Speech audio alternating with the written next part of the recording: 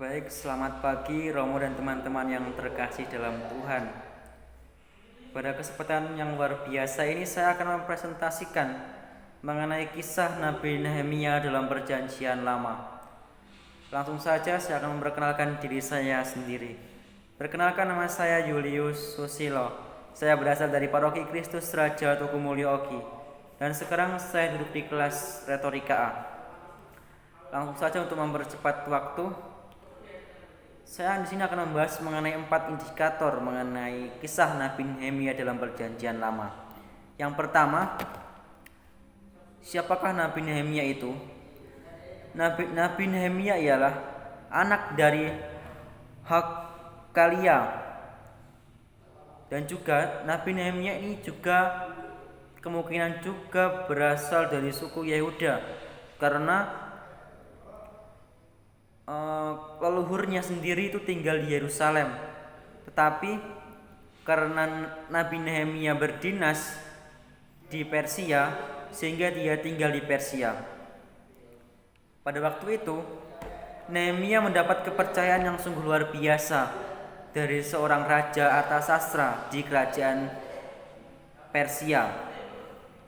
Atas kepercayaan tersebut, Nehemia diangkat menjadi juru minum dari seorang raja Persia, yaitu Artasastra. Karena kepercayaan yang luar biasa itu, Nehemia mendapatkan 2 tugas utama, yang mana kita tahu bahwa kisah Nehemia identik dengan pembangunan tembok di Yerusalem. Nanti akan saya bahas mengenai hal itu. Lalu yang tugas yang kedua yaitu memperbaiki ibadat-ibadat oleh orang Israel pada masa pembuangan waktu itu. Langsung saja ke indikator yang kedua, yaitu latar belakang dan kitab Nehemia. Yang pertama, menurut tradisi suci, kitab Nehemia itu ditulis pada tahun 431 sampai 430 sebelum Masehi.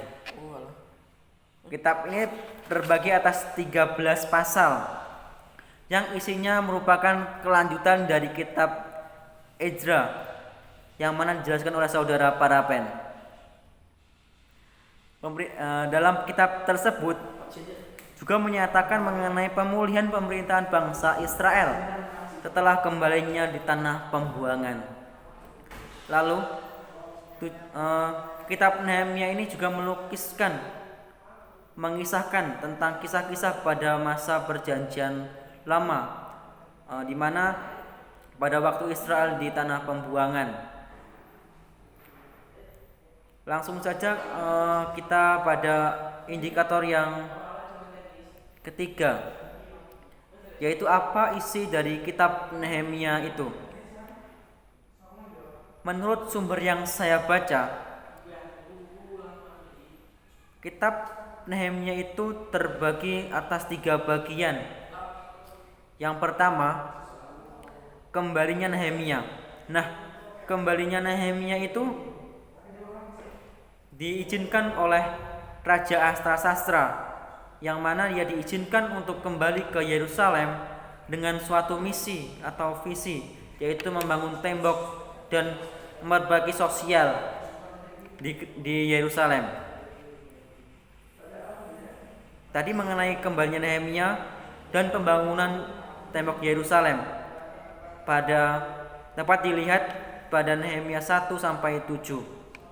Nah, dalam pembangunan tembok Yerusalem, Nehemia itu diberikan seperti prajurit lengkap dengan senjata oleh Raja Artasastra untuk menghadapi berbagai gejolak dan masalah yang dihadapinya pada saat membangun tembok tersebut. Dan semua masalah itu tersebut dapat diselesaikannya. Lalu yang kedua, pembacaan Taurat oleh Ezra. Nah, setelah tembok Yerusalem sudah diperbaiki, sudah dibangun, Ezra mulai mewartakan karya keselamatan, yaitu dengan membacakan Taurat oleh Ezra. Nah, lalu perayaan Pondok Daun.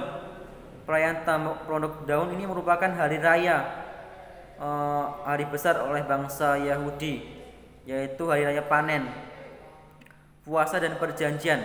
Itu dapat dilihat dari Nehemia 8 sampai 10.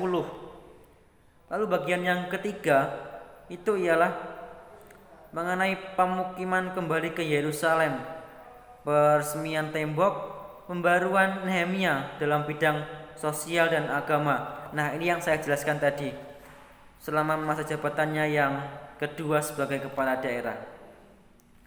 Nah, langsung saja ke indikator yang keempat. Bagaimana ciri-ciri kitab Nehemia itu? Nah, di sini saya menuliskan dalam PPT yang saya buat itu ada 5. Yang pertama, kitab ini menyatakan peristiwa penting yang menjadi sejarah perjanjian lama orang Yahudi sebelum tiba pada masa intertestamental. Nah, masa intertestamental ini ingin mengatakan bahwa pada peristiwa itu terjadi sebuah perbaruan. Dalam segi apa? Tentu pada waktu itu dalam segi sosial, di mana orang-orang tersebut banyak sekali ingin merubah hubungannya. Lalu mengenai agama, melalui agama ini kita tahu bahwa orang Yahudi dulu mengenal berhala, namun juga dijelaskan bahwa masa intertestamental itu menjelaskan mengenai tentang Allah yang hidup yang dijelaskan yang diwartakan oleh Nabi Nehemia. Lalu selanjutnya kitab Nehemia ini memberikan latar belakang sejarah bagi Nabi Maleaki, yang mana kita tahu bahwa dalam perjanjian lama Nabi Maleaki itu merupakan kitab terakhir, karena kita tahu bahwa Nabi Maleaki dan Nehemia itu adalah hidup sejaman. Lalu yang ketiga, Nehemia adalah contoh yang bagus di Alkitab dari seorang pemimpin yang saleh dalam pemerintahannya. Lalu yang keempat, Nehemia adalah salah satu contoh perjanjian lama yang terkemuka dari seorang pemimpin yang mengandalkan doa. Nah, Nabi Nehemia itu dikenal sebagai seorang yang bisa dikatakan realisasinya hubungannya dengan Tuhan itu cukuplah baik, sehingga dia mengandalkan doa dalam memperjuangkan kepemimpinannya. Lalu yang kelima ialah kitab ini dengan jelas menggambarkan bahwa doa, pengorbanan, kerja keras serta kegigihan bekerjasama dalam mewujudkan visi yang diberikan Tuhan.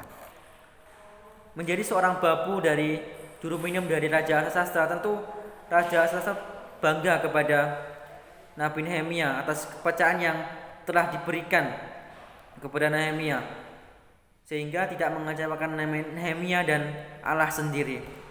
Baik, jadi dapat saya simpulkan bahwa dari kitab Nehemia dalam perjanjian lama ini mengisahkan mengenai masa pertobatan bangsa Israel, menjelaskan mengenai Allah yang hidup di dalamnya. Lalu juga di dalamnya juga mengingatkan akan bagaimana menjadi seorang pemimpin yang seperti Nehemia mengandalkan doa dan pengorbanan. Sekian dari presentasi yang dapat saya sampaikan.